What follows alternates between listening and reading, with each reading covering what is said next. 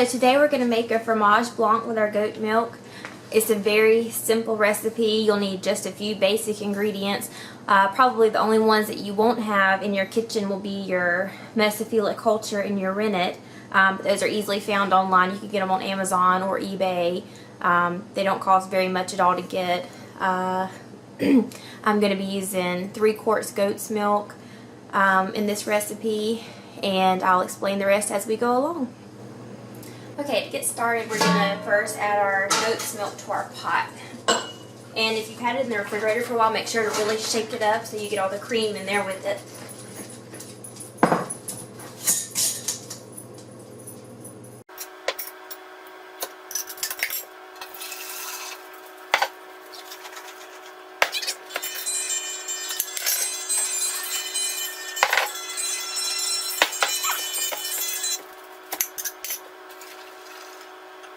Okay, now that we have all of our milk in, we're going to stick our candy thermometer on the side.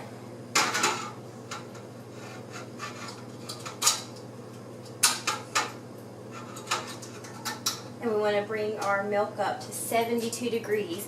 And I'm going to put it on the low side of medium. We want to bring it up real slow. We don't want to scorch our milk. So it'll probably take a good little while to bring it up to temperature because I just pulled it out of the refrigerator. So we'll let that come up and we'll move on with the next step.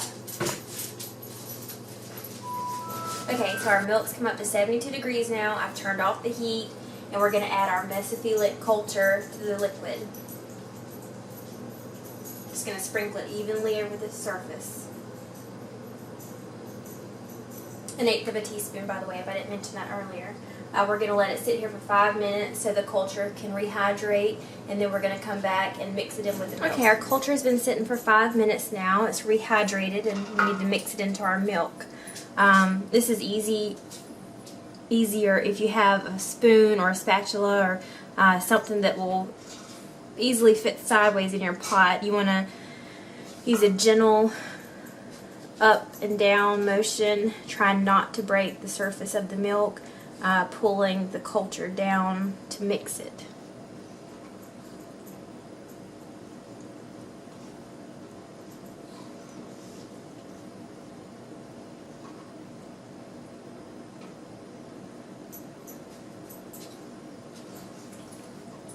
Okay.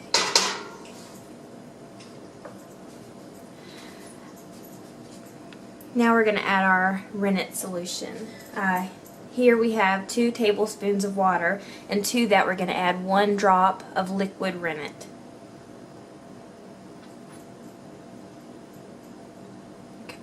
Okay.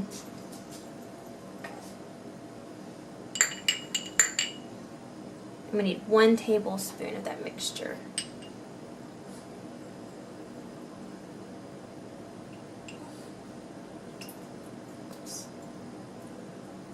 Making a mess. Okay,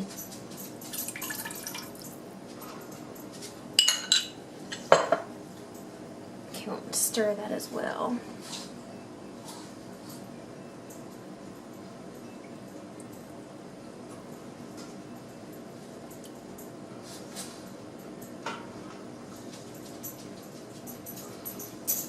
Okay, now all we have to do is cover it and wait 12 hours, and we'll go to the next step.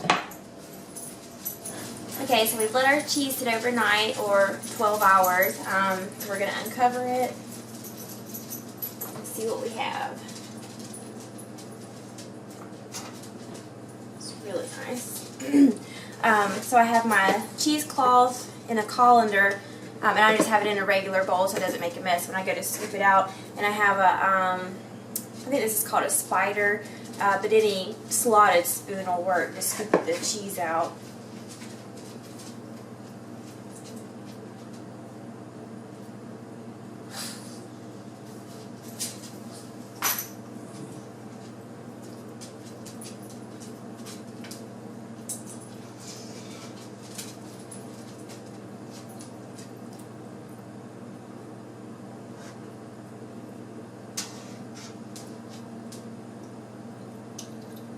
You just want to be as gentle with it as possible.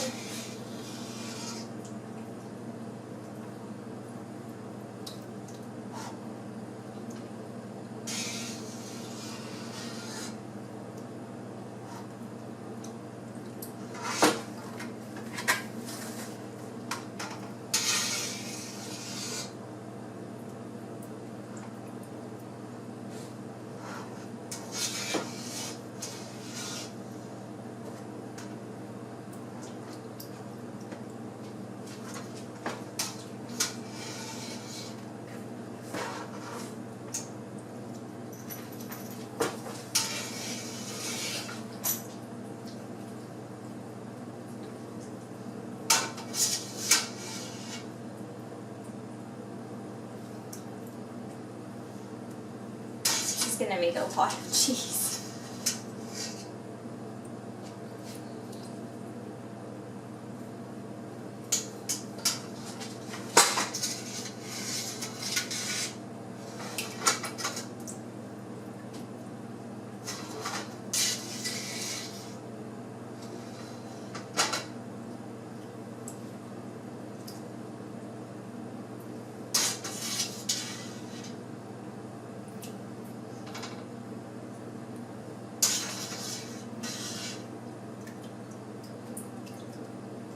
Okay, so my cheesecloth has got full, so we're going to stop right there.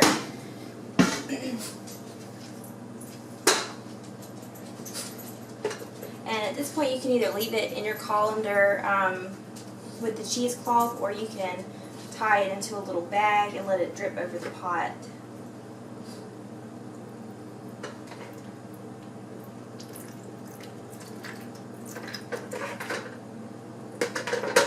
And I'm going to tie mine up because I think it drains a little better like that.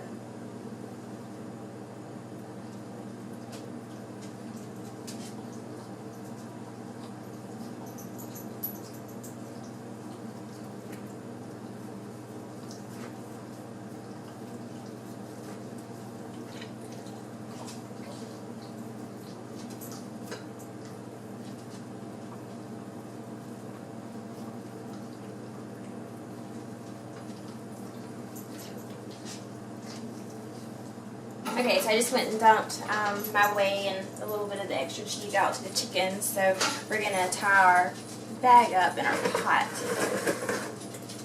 And I just have a metal spatula that I'm just going to run through here.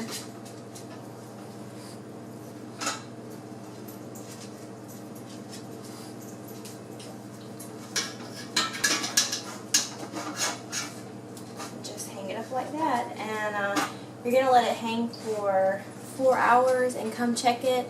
And if you want a little bit firmer texture, let it hang a little longer. But I'm going to check it at 4 hours and see what it's like. And if I think it needs to dry a little more, then I'll leave it hanging a little longer. Okay, so my cheese has been sitting for about 7 hours, I guess. I didn't get a chance to check it at the 4 hour mark. I got busy outside and just didn't have a chance to come in and check it. I'm sure a lot of you are familiar with that if you have animals or work outside. So we're going to open it now and see what it looks like. And it's still pretty soft, so it didn't dry out too much.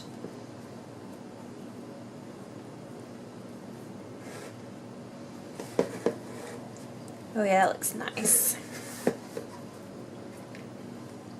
So I'm just going to take a spatula and scrape all the little bits off. We don't want to leave any on the cheesecloth.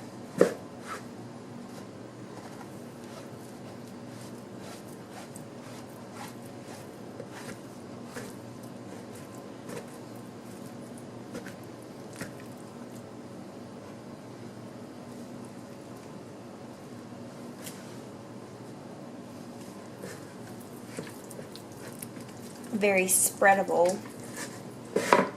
Okay, so now I'm gonna, I have some finely ground sea salt, and I'm gonna add about, we'll add about 2 teaspoons to start out with.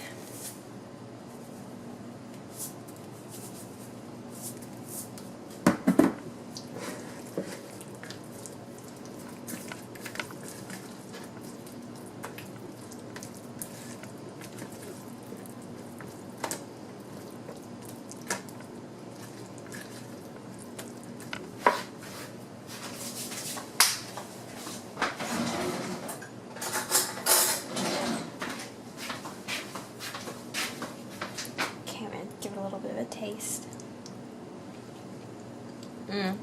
It's very nice.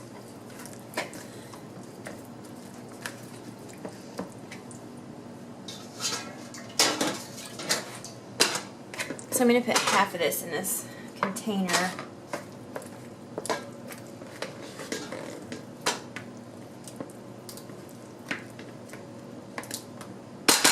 And with the other half, I'm going to try something new. I bought a pack of Italian salad dressing mix, and I'm going to sprinkle a little bit of that in there. I think it'll give it a really good spice blend.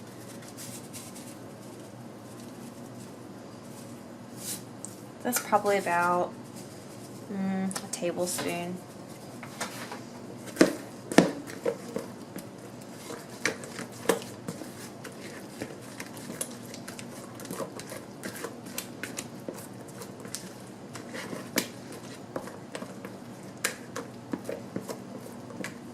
Smells really yummy.